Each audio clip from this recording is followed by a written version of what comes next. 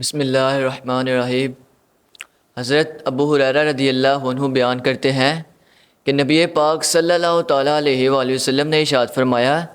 کہ جب ابن آدم کا کوئی بھی شخص آیت سجدہ پڑھتا ہے تو اس کا سجدہ کرتا ہے، اور اس کے سجدہ کرنے کی وجہ سے شیطان اس سے دور ہو جاتا ہے اور دور جا کر روتا ہے اور کہتا ہے کہ ابن آدم کے شخص نے آیت سجدہ کی تلاوت کی اور اس نے سجدہ بھی کیا، اس کے لیے جنت اور میرے لیے دوزخ ہوئی۔ احناف کے نزدیک قرآن پاک میں کل آیات سجدہ 14 ہیں۔ اللہ تعالیٰ ارشاد فرماتا ہے ان الذین عند ربک لا یستکبرون عن عبادتہ ولہ یسجدون، کہ بے شک وہ جو تیرے رب کے پاس ہے اس سے وہ تکبر نہیں کرتے اور اس کی وہ پاکی بولتے ہیں اور اسی کو وہ سجدہ کرتے ہیں۔ اور فرمایا وَلِلَّهِ يَسْجُدُ مَن فِي السَّمَاوَاتِ وَالْأَرْضِ طَوْعًا وَكَرْهًا وَظِلَالُهُم بِالْغُدُوِّ وَالْآصَالِ، یعنی وہ لوگ اللہ ہی کو سجدہ کرتے ہیں جتنے آسمانوں اور زمین میں ہے، خوشی سے ہو مجبوری سے، ان کی پرچھائیاں صبح اور شام۔ اور فرمایا وَلِلَّهِ يَسْجُدُ مَا فِي السَّمَاوَاتِ وَالْأَرْضِ مِن دَابَّةٍ وَالْمَلَائِكَةُ وَهُمْ لَا يَسْتَكْبِرُونَ، اور اللہ ہی کو سجدہ کرتے ہیں جو کچھ آسمانوں اور جو کچھ زمین میں چلنے والے ہیں اور فرشتے،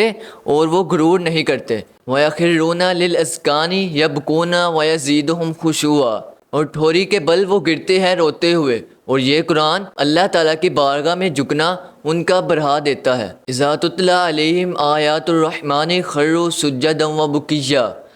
جب ان پر رحمان کی آیت پڑھی جاتی ہے تو وہ گر پڑتے ہیں سجدے میں روتے ہوئے۔ اور اللہ تعالیٰ ارشاد فرماتا ہے الم تر ان اللہ یسجد لہ من فی السماوات ومن فی الارض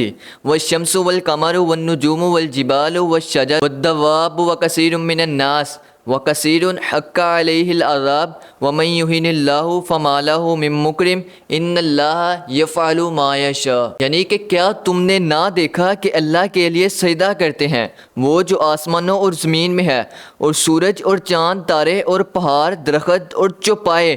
بہت آدمی اور وہ بہت ہیں جن پر عذاب مقرر ہو چکا، اور جسے اللہ ذلیل کرے تو اسے کوئی عزت نہیں دے سکتا، بے شک اللہ جو چاہے وہ کرتا ہے۔ اور فرمایا وَإِذَا قِيلَ لَهُمُ اسْجُدُوا لِلرَّحْمَٰنِ قَالُوا وَمَا الرَّحْمَٰنُ أَنَسْجُدُ لِمَا تَأْمُرُونَ وَزَادَهُمْ نُفُورًا، یعنی جب ان سے کہا جائے رحمان کو سجدہ کرو، کہتے ہیں رحمان کیا ہے، کیا ہم سجدہ کر لیں جسے تم کہو، اور اس حکم نے انہیں اور بدکنا بڑھایا۔ اور اللہ تبارک و تعالیٰ نے فرمایا اللہ یسجد للہ الذی یخرج الخبء فی السماوات والارض ویعلم ما تخفون وما تعلنون،